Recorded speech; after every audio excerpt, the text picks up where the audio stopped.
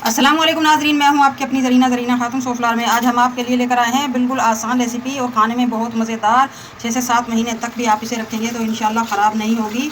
आमचूर और लहसुन की राजस्थानी मज़ेदार चटनी बनाने की रेसिपी माशाल्लाह बहुत आसान, खाने में बहुत मज़ेदार। चलें अब हम रेसिपी की तरफ आते हैं।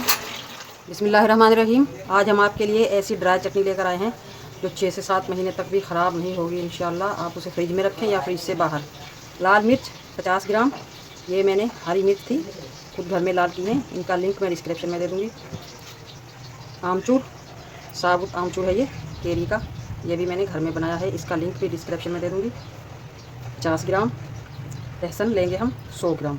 ये हमारी बनेगी लहसुन और आमचूर की ड्राई चटनी। लहसुन को हमने छील लिया है माशाल्लाह। अब हम ले लेंगे 4 टेबल स्पून साबुत धनिया, इससे हमारी चटनी खुशबूदार और टेस्टी बनेगी। और मिर्चों के डट्ठल हम इस तरह कैंची की मदद से काट लेंगे।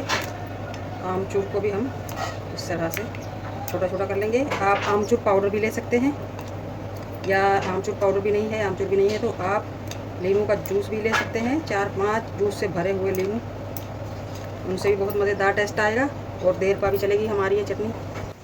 सबसे पहले हम पैन में ले लेंगे 2 से 3 टेबल स्पून ऑयल। ऑयल हमारा गर्म हो चुका है लो फ्लेम पर। अब हम डाल लेंगे 4 टीस्पून ज़ीरा।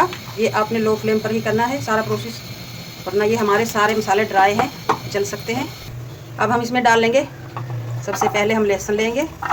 लहसुन को हमने गोल्डन ब्राउन नहीं करना, बस हल्का सा कच्चापन निकालना है। अगर हम सब मसाले डाल लेंगे, यानी कि साबुत धनिया, आमचूर और लाल मिर्च सब डाल लेंगे।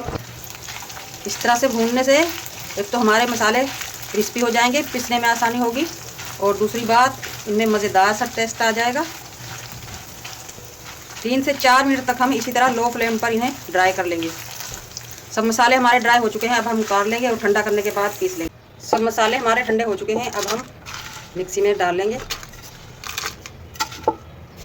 बगैर पानी का यूज़ किए हम इन्हें दरदरा सा पीस लेंगे।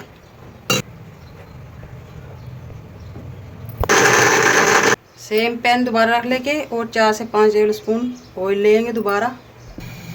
ऑयल हमारा गर्म हो चुका है, अब हम अपनी ड्राई चटनी इसमें डाल लेंगे।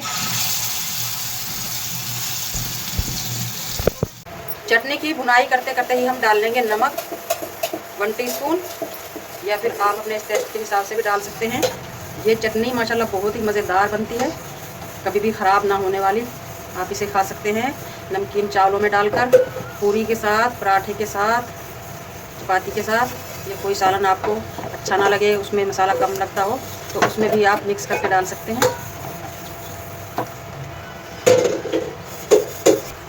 माशाल्लाह माशाल्लाह आप देख सकते हैं बहुत ही मज़ेदार कलरफुल हमारी ये ड्राई चटनी राजस्थानी रेडी है। आज की हमारी रेसिपी अच्छी लगे कमेंट बॉक्स में ज़रूर बताइएगा। मिलते हैं अगली वीडियो के साथ। अल्लाह हाफिज़।